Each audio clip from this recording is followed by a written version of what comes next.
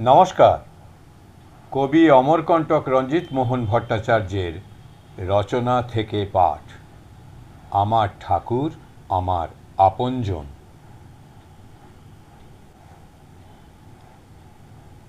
তাঁর মুখনিসৃত কথা। তাই কর্ম চাই। ঈশ্বর আছেন বলে বসে থাকলে হবে না, জোশো করে তাঁর কাছে যেতে হবে। নির্জনে তাকে ডাকো, প্রার্থনা করো।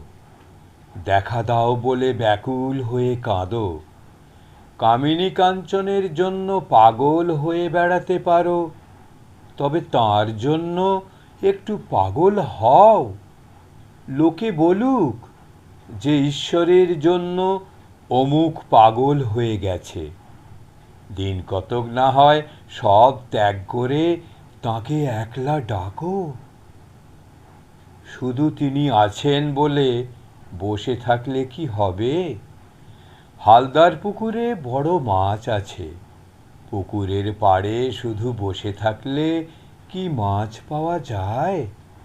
চার করো, চারা ফেলো, ক্রমে গভীর জল থেকে মাছ আসবে আর জল নাড়বে। তখন আনন্দ হবে। হয়তো মাছটার খানিকটা একবার দেখা গেল। মাছটা ধপাং করে উঠল। যখন দেখা গেল তখন আরো আনন্দ। দুধকে দই পেতে মন্থন করলে তবে তো মাখন পাবে। নমস্কার।